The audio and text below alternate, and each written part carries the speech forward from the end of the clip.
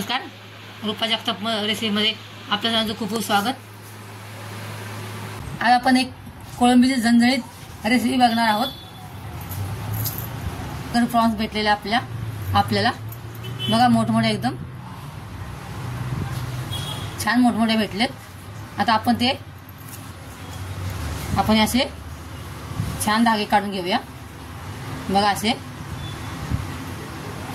आता आपण त्यामध्ये 1 चमचा मीठ टाकायचं आहे, 1 चमचा हळद टाकायची आहे आणि छान त्या मिठामध्ये छान मुरू द्यायचे। मस्त कोळंबी एकदम टपोरी। कांदा कापून घेतलेला आहे तो, आणि आपला टमाटर एक आपण या मिक्सरच्या भांड्यामधून वाटून घ्यायचं आहे। हा कांदा आणि टमाट्याची आपली पेस्ट तयार झालेली आहे।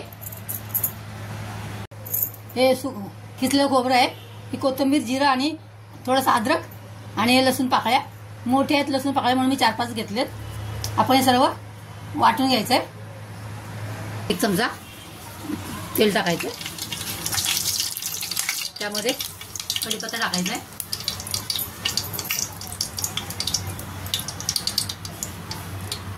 आणि आपण कांदा आणि टमाट्याचं वाटलेलं त्यामध्ये टाकायचं आहे।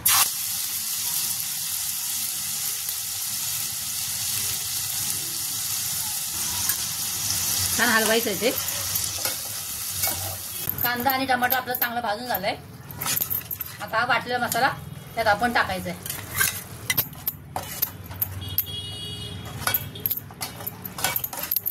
तेल सुटलेलं आहे,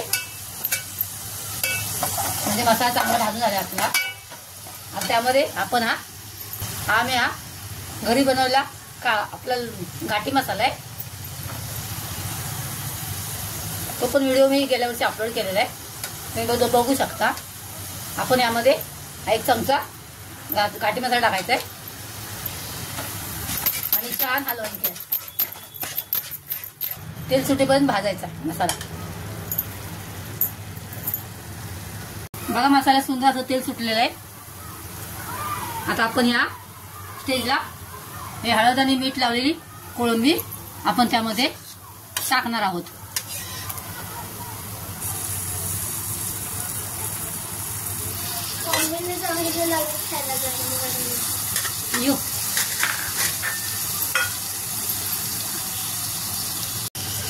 छान एकजीव व्यवस्थित हलवून घ्यायचा। दिवस आहेत, बाजारात कैऱ्या आले छान छान। आपण त्या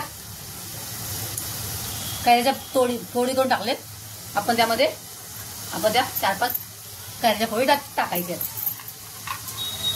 आणि छान एकजीव करून घ्यायचं। परत छान हलवायचं आहे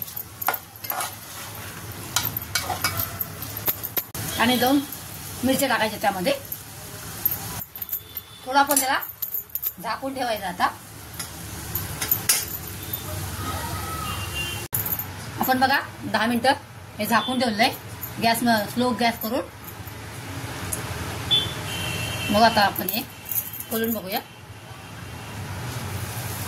वाव वाव, काय सुंदर एकदम मसाला झालाय।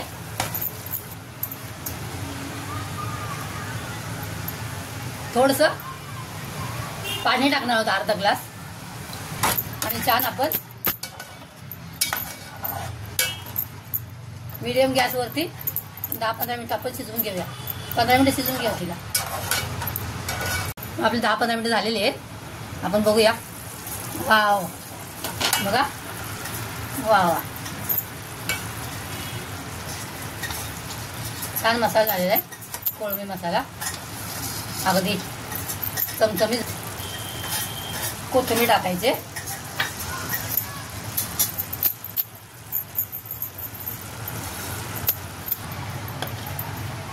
हा कोळंबी मसाला मी तुम्हाला प्लेटमध्ये दाखवते काढून। वरून त्यामध्ये आपण थोडीशी कोथिंबीर टाकायची।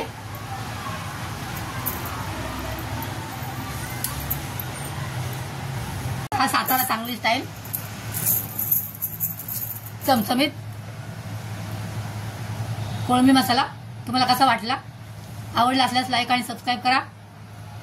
उन्हाळ्याचे दिवस आहेत, भरपूर पाणी प्या, स्वस्त आणि मस्त राहा. परत भेटूया एका नवीन रेसिपीचं. तोपर्यंत बाय. Thanks for watching.